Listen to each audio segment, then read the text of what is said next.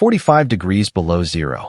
That was the wind chill on the valley floor the night of December 19th. A horse trailer flipped on the county road. A man froze to death in his own truck 2 ridges over, less than a mile from his front door. Power lines snapped like dry branches.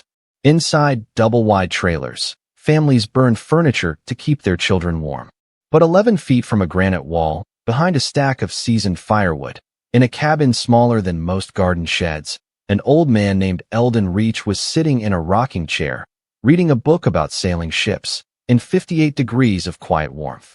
His kerosene lantern was not flickering. His stove had been loaded once at sundown and would not be touched again until morning. The valley below him was being killed by a wind that should have killed him first. It didn't. And the reason it didn't has nothing to do with luck, nothing to do with money, and nothing to do with the kind of insulation you can buy at a hardware store. It has to do with 11 feet. 11 feet, and a cliff, and a summer spent walking in circles with an orange ribbon tied to a stick. His name was Eldon Reach. He was 61 when he built the cabin, and 63 the winter the valley first understood what he had done. He had not always lived here. He had come up from a mill town 2 counties south. After the mill closed, and the small house he had spent 30 years paying off was sold to cover a hospital bill that wasn't even his. He had worked as a millwright. Before that, as a framing carpenter. Before that, as a kid who helped his grandfather rebuild a barn after a tornado peeled the roof off in 1971. He understood with the way some men understand horses. Quietly, without needing to explain. When he arrived in the valley with a borrowed truck and what fit in the bed of it, the locals were polite but distant. He bought 4 acres at the base of the granite wall for less than the price of a used sedan. The land had been on the market for 19 years. Nobody wanted it. The soil was thin. The slope behind it was unbuildable.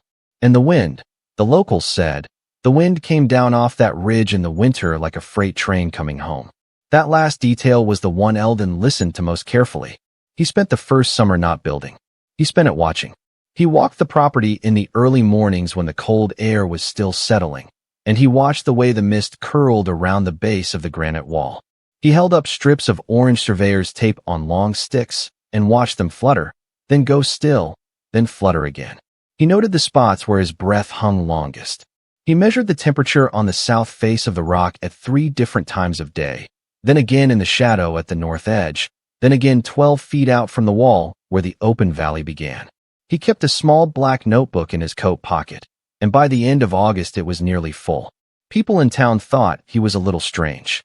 A man who buys the worst piece of land in the county and then spends 3 months walking around it with a piece of orange tape on a stick. That man, they decided, was either a poet or a fool. They were not unkind about it. They simply stopped expecting much. When Eldon finally began to build, he did not build where any of them would have built. A normal person, they all agreed later, would have placed the cabin out toward the open field, where the sun reached longest, where the view was good, where the soil was softer and easier to dig. A normal person would have wanted distance from the cliff. A normal person would have feared rockfall, or shade, or claustrophobia, or the simple psychological weight of living with 90 feet of granite at their back.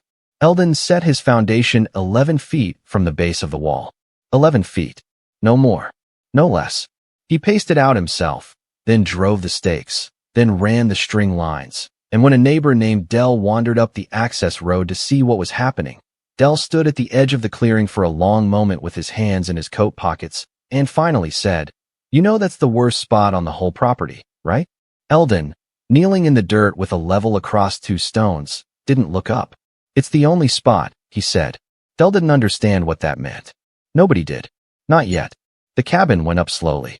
Eldon worked alone for most of it, hauling lumber up the steep access path 1 armload at a time. The framing was tight, almost obsessively so. He doubled the studs on the north and east walls. He used reclaimed sheathing from a barn he'd helped tear down in trade for the boards. He laid down a continuous layer of rigid foam beneath the subfloor, 2 inches thick, taped at every seam.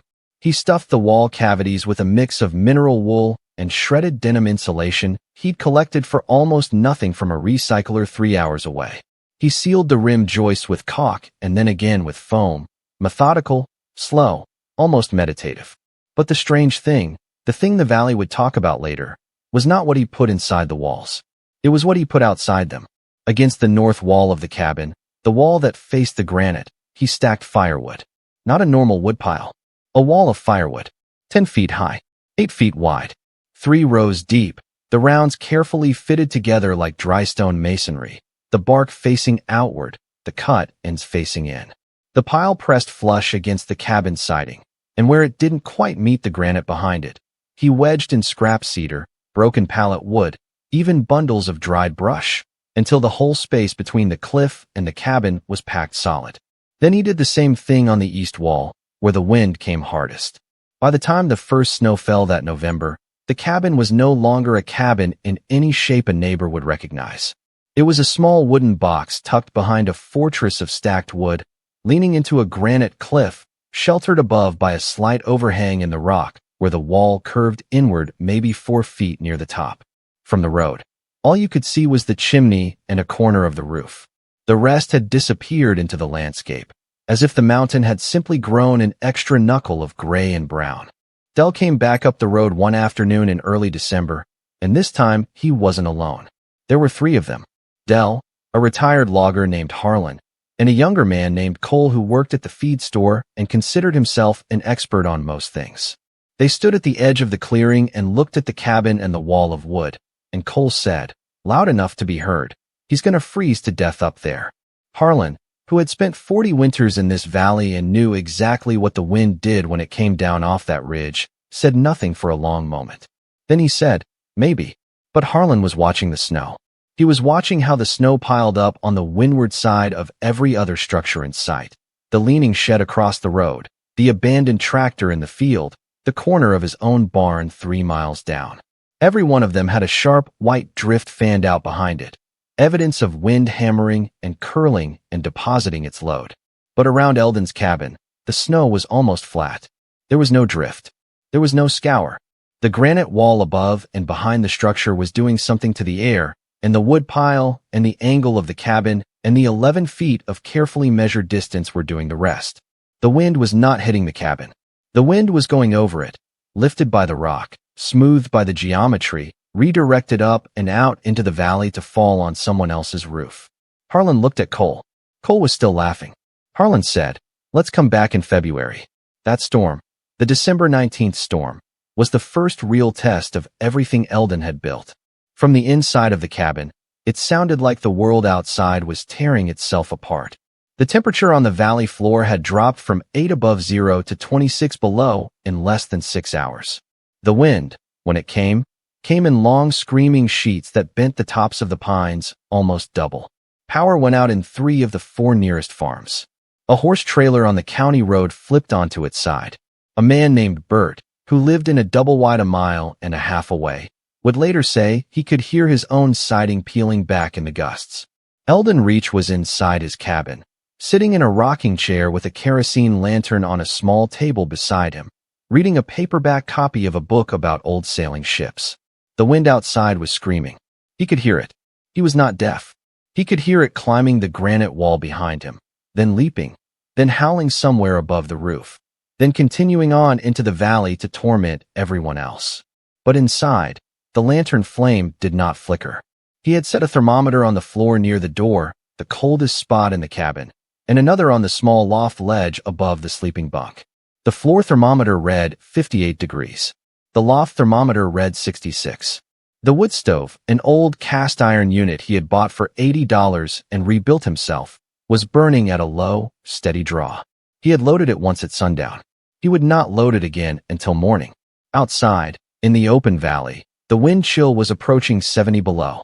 11 feet from his front wall, on the other side of his wood pile and the granite, the air was trying to kill anything that moved through it. He turned the page of his book. The morning after the storm, when the wind had finally exhausted itself and the valley lay buried under 1.5 feet of new snow, Harlan drove his old pickup as far up the access road as he could and then walked the rest of the way. He had a thermos of coffee under one arm and a small mercury thermometer in his coat pocket, the kind he had used in barns for decades. He didn't really know why he had brought it. Curiosity, maybe, or the same instinct that had made him say maybe instead of laughing along with Cole. He found Eldon outside, shoveling a narrow path from his door to the woodshed. The path was almost ceremonial. only as wide as a man's shoulders, the snow on either side cut clean and vertical. Eldon looked up, nodded, and went back to his shoveling. Harlan stood for a while at the edge of the clearing and just looked.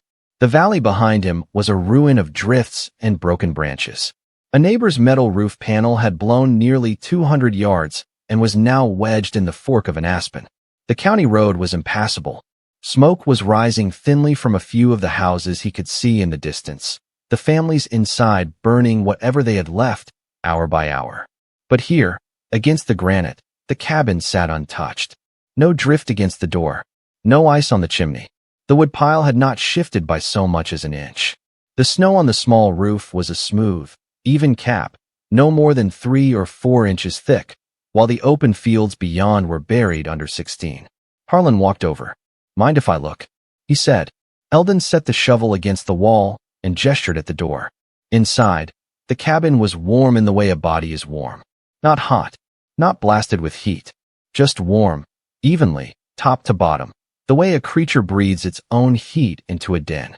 The wood stove was barely glowing. Harlan pulled out his mercury thermometer and set it on the small kitchen table near the door, the spot Eldon himself considered the coldest. He waited 4 minutes, the way he had been taught by his father in a different century. Then he picked it up and read it. 57 degrees. Outside, 26 below. That was a difference of 83 degrees, held by a structure that, by Harlan's quick estimate, contained less insulation than a modern garden shed. The math, the simple, unforgiving math of it, did not work. It should not have been possible. Harlan looked at Eldon. Eldon was pouring coffee from a battered tin pot into 2 mismatched mugs. "You used the rock," Harlan said. It wasn't a question. Eldon handed him a mug. "I used the rock," he agreed. "And the wind." Then, because Harlan was the first person to ask in a way that suggested he actually wanted to understand, Eldon explained. "The granite wall behind the cabin," he said, "was a thermal mass. Not in the warm sense. Granite at 20 below is not a heater. But granite is slow.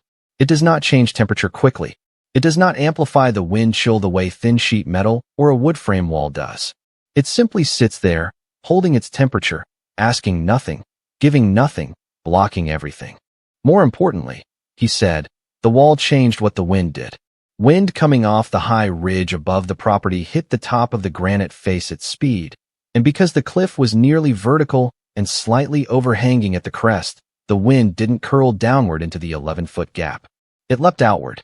It launched itself off the lip of the rock like water off a spillway, and by the time it touched down again, it was 40 feet beyond the cabin, out over the open field. The space between the cabin and the cliff was, in effect, a windless pocket. A still column of air, sheltered above by the overhang, sheltered behind by the rock, sheltered on the windward side by the structure itself and the wood pile he had built. He had spent that whole first summer with the orange surveyor's tape proving exactly that. He had located the one place on his 4 acres where the air did not move even in a strong wind. Then he had built his cabin there. The wood pile was not just fuel, he said. The wood pile was a second wall. 24 inches of seasoned hardwood, packed tight, with thousands of small air pockets between the rounds, was one of the best insulators a poor man could build. Better than fiberglass bats. Better than most foam. Free, if you cut your own. Renewable. Self-replacing every year as he burned through the inner layers and res-tacked the outer ones. And because the pile was on the granite side of the cabin, between the cabin and the rock, the small amount of heat that did escape through the north wall didn't escape into the wind.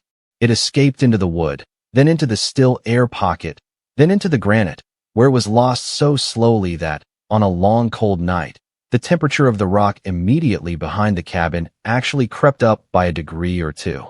Just enough to push back. Just enough to matter. The cabin, Eldon said, was not really a cabin at all. It was a small wooden room nested inside a much larger shelter. A shelter made of cliff, wood, and carefully measured emptiness. The geography did most of the work. He had only had to be smart enough to read it. Harlan drank his coffee very slowly. When he finished, he stood up and walked to the door and put his hand against the inside of the north wall, the wall that faced the granite. It was not cold. It was room temperature. He pressed his palm flat against the boards and held it there for a long time, the way a man might press his hand against the side of a sleeping animal, just to feel it breathe. How many winters has it held? He asked. This is the second, Eldon said. How cheap was it? Eldon thought about that for a moment. $6,400, he said, including the stove, not counting my time. Harlan nodded slowly. He had built a barn the year before for 9 times that amount, and the barn was already losing heat through its rafters. Word got around the valley the way word does in places where winter forces people to talk to each other. Harlan didn't gossip exactly, but he was respected. And when Harlan, in February, at the feed store, with Cole standing right there, said quietly that Eldon Reach was holding 57 degrees inside a $6,000 shack, while half the valley was burning through their propane reserves before March, people listened. Cole laughed once, out of habit. Then he stopped laughing, because Harlan was not the kind of man you laughed at twice. By the end of that winter, 3 different families had walked up the access road to ask if they could see it. Eldon let them in, one at a time, never more than 2 visitors at once. He poured coffee. He answered questions plainly. He showed them the gap between the cabin and the granite. He showed them the wood pile and explained how it was stacked. He showed them the small notebook from his first summer, the one with the measurements of mist and breath and wind in a careful hand. He did not gloat. He did not lecture. When Cole, eventually, late in March, came up the road alone and stood at the edge of the clearing with his hat in his hands, Eldon simply nodded and held open the door. Cole was inside for almost an hour. When he came out, he did not say much. He just looked back once at the granite wall, at the way the cabin sat against it like a child against a mother's side, and then he walked down the road to his truck. If you find yourself thinking, somewhere in all of this, about the places you've lived, the cold rooms, the high bills, the houses that fought the wind instead of joining it, that thought is the one that matters most here. Not the cabin itself, the way of seeing. Sit with that for a moment before the story finishes, because the rest of it is short. Eldon Reach lived in that cabin for 11 more winters. The coldest of them, in his 8th year, brought a stretch of 9 consecutive days below -30. The valley lost 2 barns, one to wind and one to fire when a neighbor's wood stove was pushed past what it could survive. A man 2 ridges over died in his truck on the second night, trying to get home. The county opened a warming shelter in the community hall and kept it running until the temperature climbed back into single digits. Eldon did not need the shelter. He sat in his rocking chair. He read his books. He loaded the stove twice a day instead of once. The thermometer near the door dipped, on the coldest night, to 51 degrees. The loft stayed at 63. The lantern flame did not flicker. In his last year in the cabin, when his hands had begun to stiffen and the path to the woodshed had become harder than it once was, his nephew came up from the south to help him through the season. The nephew was a young man, an engineer of some kind, the kind who measured things for a living. He spent a week with instruments. He took readings. He drew small, careful diagrams in a notebook of his own. At the end of the week, he sat across the table from his uncle and said, with the slow surprise of a person who has just watched a magic trick performed without any deception at all, "You built a thermal shield out of a cliff and a wood pile." Eldon poured him more coffee. "I built a cabin," he said, "where the wind wasn't." He died the following summer, peacefully, in a town hospital 20 miles away, of something old and ordinary. The cabin passed to his nephew, who could not bring himself to sell it. The valley still talks about that small wooden room against the granite wall. Younger people who never knew Eldon have walked the access road, stood in the clearing, and tried to understand. Some of them have copied parts of the idea. There is a hunting cabin 2 ridges north now, tucked against a rock face in almost exactly the same way, with a thick stacked wood wall along its windward side. There is a small off-grid build down by the river that uses a poured concrete mass instead of granite, but follows the same logic. A teacher at the regional high school, when she lectures on heat transfer, sometimes mentions the cabin without using Eldon's name, as if it were folklore. But folklore is not quite the right word. Folklore softens things. It makes them sound like accidents. What Eldon Reach did was not an accident. It was 11 feet, measured. It was a summer of orange tape on sticks.